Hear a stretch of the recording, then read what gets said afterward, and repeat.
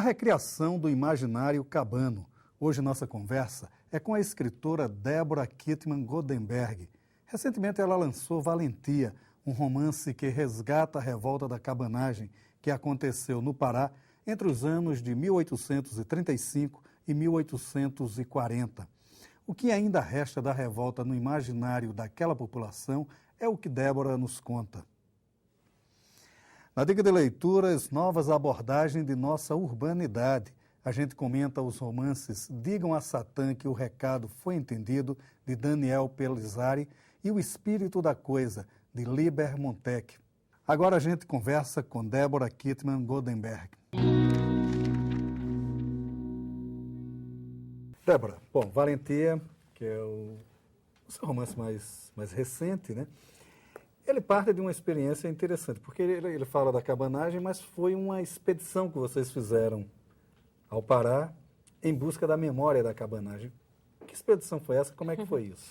Então, foi uma aventura aí na qual o Frei Florencio Vaz, que é um religioso que vive em Santarém, me convidou com essa proposta mesmo de resgatar essa história que já está meio morrendo na memória dos descendentes, porque a maior parte dos descendentes mais próximos está falecendo, né? E aí eu me empolguei muito por essa ideia, acabei convidando vários artistas paulistanos também, então foi uma caravana assim que reuniu artistas paraenses e paulistanos, que a gente achou bacana também ter esses dois olhares. E a gente foi para Santarém, alugamos um barco e ficamos 15 dias visitando essas comunidades, né, que já estavam preparadas para nos receber e contar as histórias. E aí, a partir desse contato, cada um criou na sua mídia, né? Então, foi feito um documentário, um filme, fotos, ilustrações e o romance. O romance, ele tem, assim, duas vozes, né, que se confrontam, não se confrontam, né, que narram o mesmo episódio, que é essa voz da memória, que é feita pelos descendentes, né, que são os depoimentos, né, e o personagem que você cria, que é o Suma Uma, que é um misto de índio francês, né? Mameluco. Mameluco, né? Como todos nós. Quer dizer, como é essa figura desse índio, né?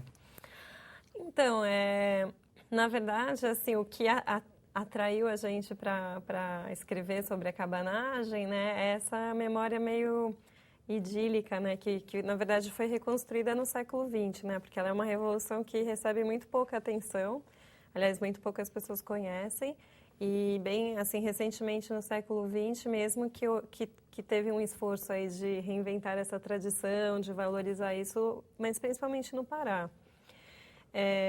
Mas quando você entra, né, nesse discurso, quer dizer, aí você encontra a maior revolução popular do Brasil, né, coisas assim grandiosas. E aí, quando você chega nas comunidades, na verdade, muita gente nem sabe que existe. Né? Até hoje eu estou recebendo e-mails de pessoas que vivem na região que leem Valentia e falam: nossa, eu cresci aqui do lado de Cuipiranga, eu nem sabia de nada disso. Então, assim, eu acho que foi muito contrastante ver isso, né? Quer dizer, a importância dessa história, do significado disso, desses líderes que foram tão ousados como em poucos momentos na história do país, e, ao mesmo tempo, a nação que restou ali, né? Dos derrotados, porque foi uma derrota muito violenta. Então, eu achei que o livro, se tivesse só os depoimentos, que são ficcionados, né? Mas só essa parte do que restou, que é quase nada, ia ser um romance pobre, né? Então, de certa forma, eu achei que era necessário reviver aquela paixão e reviver aquele momento de ousadia revolucionário. E o Salma Uma foi uma inspiração, né? Realmente da árvore, né? Porque a gente viajava ali pela região e é uma árvore muito magnífica, muito grande em comparação a tudo, na verdade, né? Ela se destaca muito na floresta e com essa característica das flores laranjas, né? E aí, assim, eu achei que tinha que ser um romance que dialogasse com o universal, então, assim, tinha que situar na questão da Revolução Francesa, de como essas ideias chegaram no Brasil. E aí nasceu Samaúma, né, que é meio índio, meio branco, e vive esse conflito. Só para a gente conceituar um pouco historicamente essa revolução, ela se dá ali, salvo engano, data não é meu forte, mas ali entre 1835 e 1840, mais ou menos nesse período. E a ideia dele era preservar um conceito administrativo que já havia no Brasil, né? Porque você tinha ali a província do Grão-Pará, que ela tinha praticamente uma administração independente do restante do Brasil, né? E era mais ou menos isso que esses líderes começam a brigar ali naquele período do Império, né? Para uma preservação. Era quase um projeto de país. O Márcio Souza exagera um pouco, diz que eles tinham um projeto de país, né? Uhum. Eu não sei se tinha muito isso, mas como era esse conceito dessa revolução? Então, o que é muito fascinante para mim hoje, no Brasil de hoje, é ver que, na minha leitura, a cabanagem foi muito semelhante ao que está acontecendo hoje nas ruas do São Paulo e do Brasil.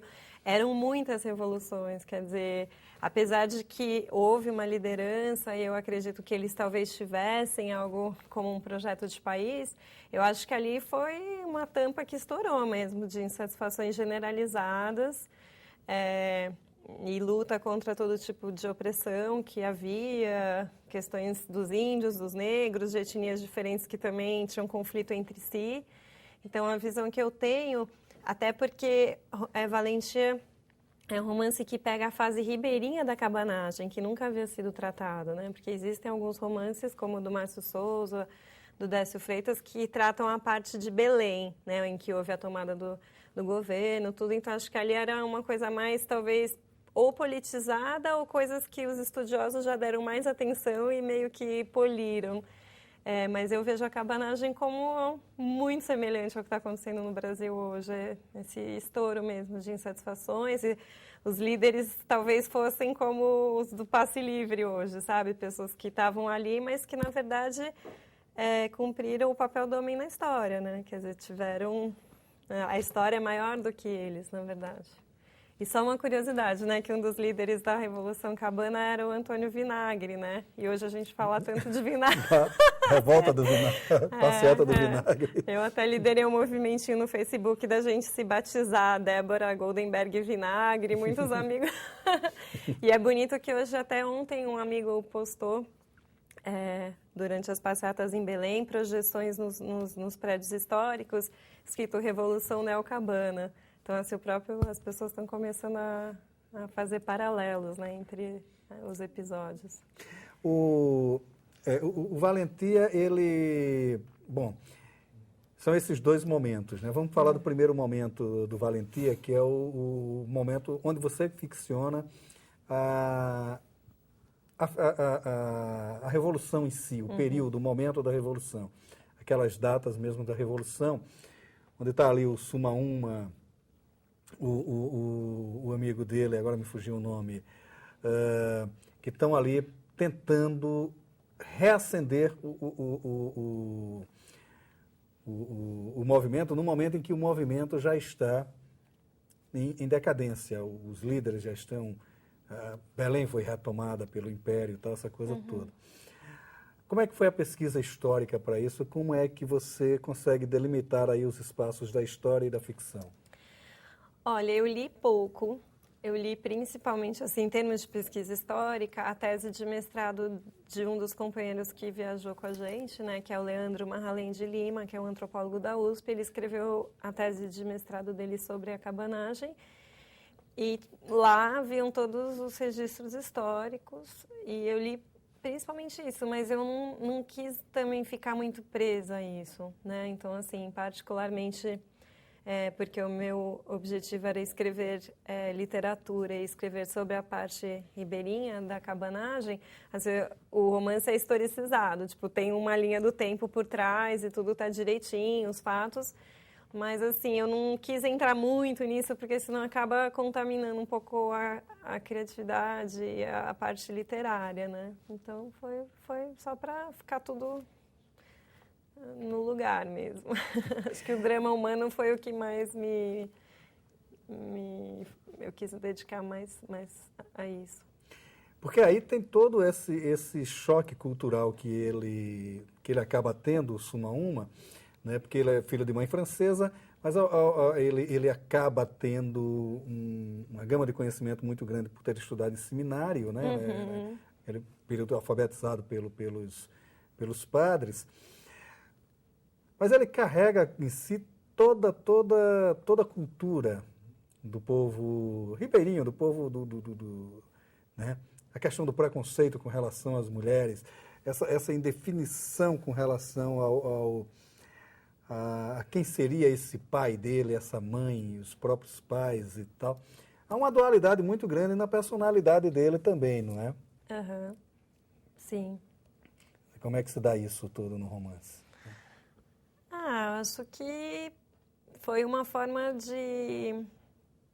Porque eu acho que, novamente, tem um pouco isso, né? A revolução idealizada, pensada filosoficamente, pensada politicamente, e a revolução vivida por pessoas que, principalmente na época, nunca tinham nem lido um livro, nem tinham tido nenhum contato com a Revolução Francesa, nada, entendeu? Assim, esses índios, por exemplo, naquela época, eles não deviam nem falar português, a maior parte, né? Talvez alguns falassem em Engatu. Então, assim, o Samaúma, como personagem principal e narrador, ele tinha que ter os dois lados.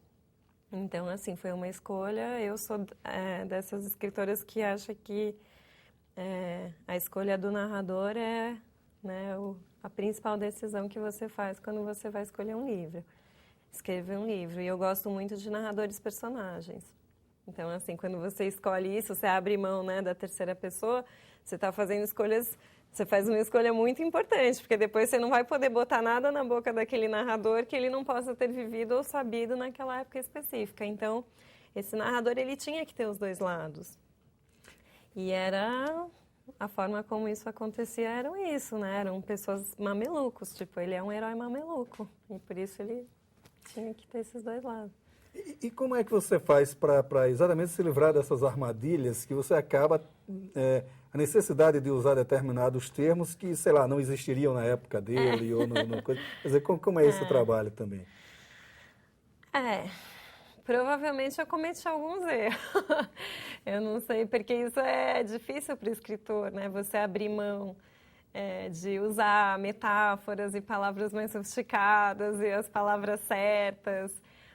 Mas eu não me prendo tanto a isso. Assim, acho que, novamente, o importante é que o romance funcione, que a pessoa se empolgue com a história e que ela, né, tipo, possa, sabe, viajar e ter sensações e impacto com a linguagem que você usa. Eu não fico assim...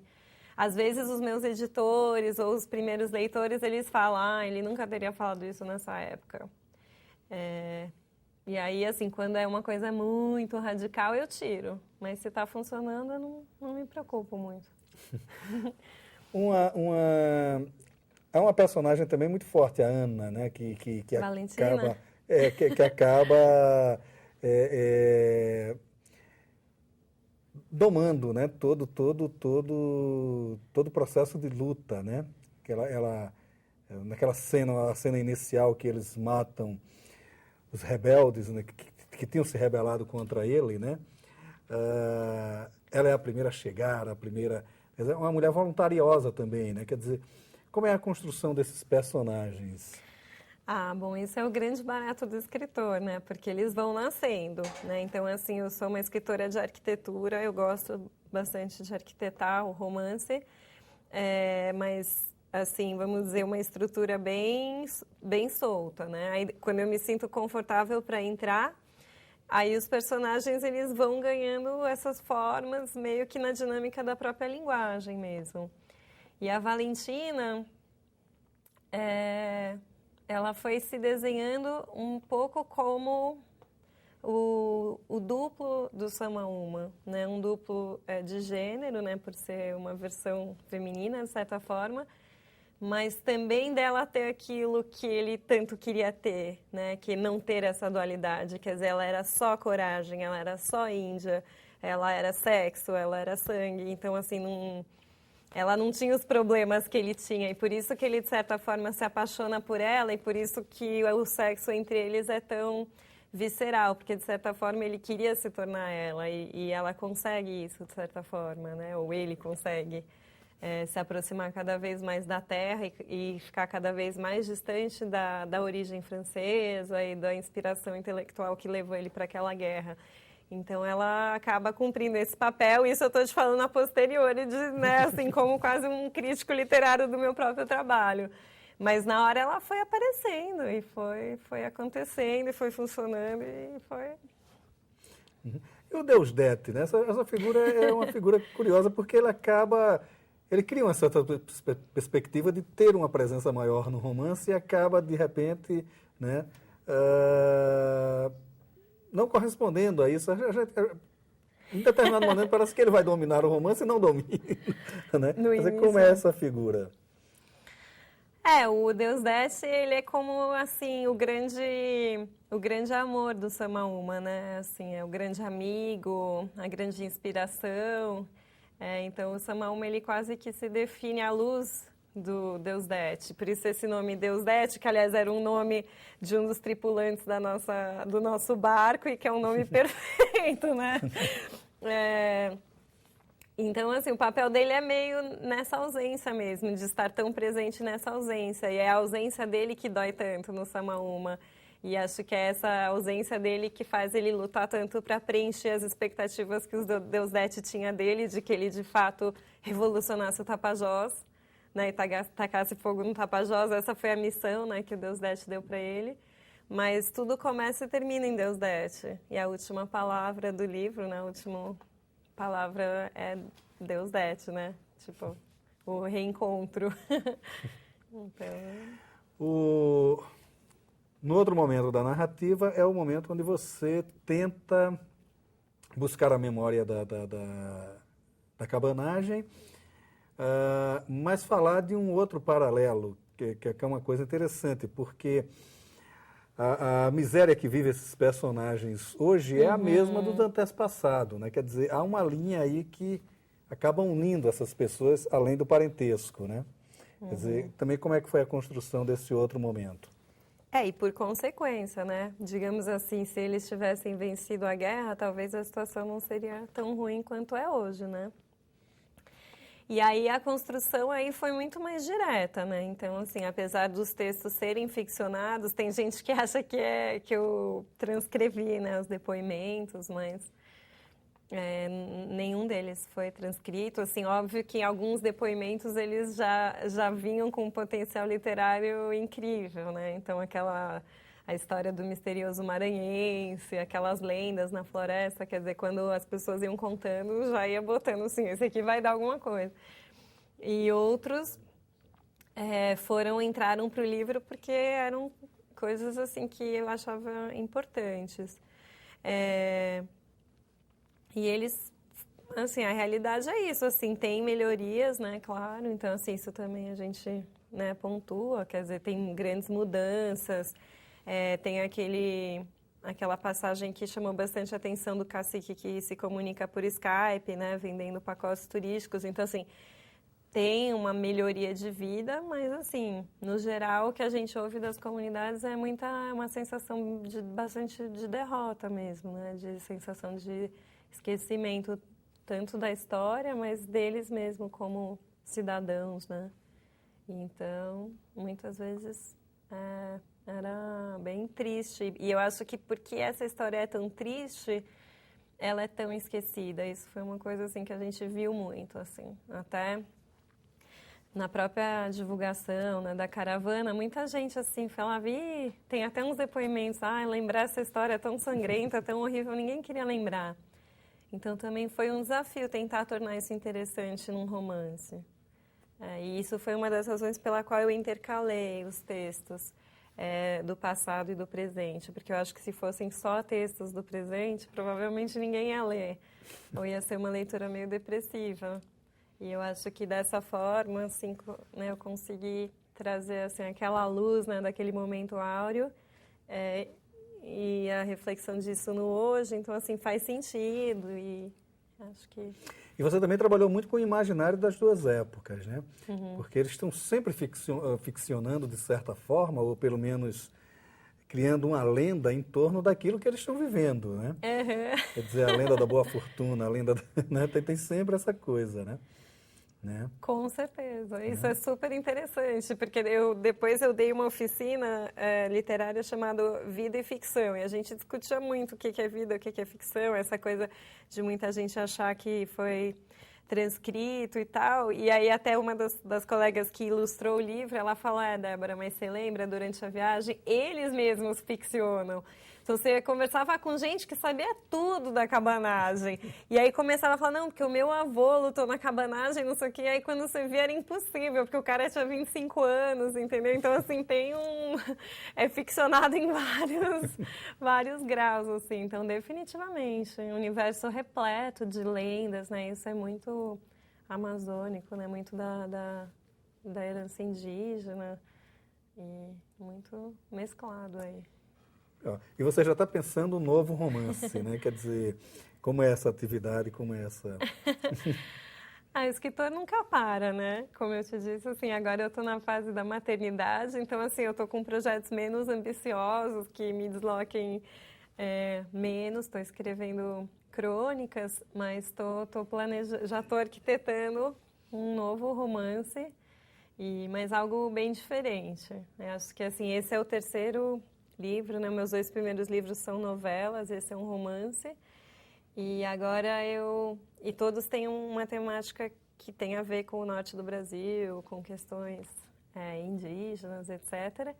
E agora o próximo eu quero finalmente encarar o mundo urbano, que é o meu mundo, né? Às vezes a gente acaba conseguindo... No meu caso, eu tenho muito fascínio, né, pela alteridade. Isso me inspira muito, mas acho que também chegou a hora de eu escrever sobre a minha própria realidade. Então... O próprio tempo. Isso. Débora, obrigado por sua participação aqui no Leituras. Obrigada, Maurício. Obrigada pelo convite. Lugares sombrios descritos com humor. Depois de ultrapassarem a corrente comum da violência urbana, os escritores atuais estão retomando a torrente do riso inteligente.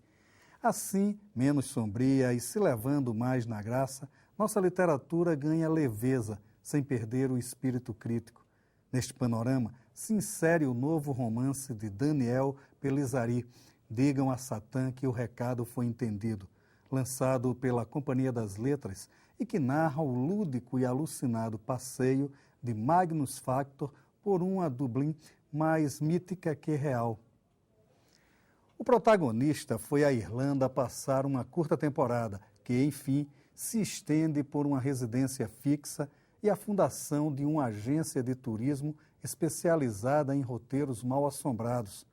Partindo deste inusitado enredo, Daniel desconstrói as certezas que ainda se guardam da cidade enxergada por James Joyce. Esta nova Dublin termina por se fazer mais palpável pelos tantos elementos míticos que incorpora.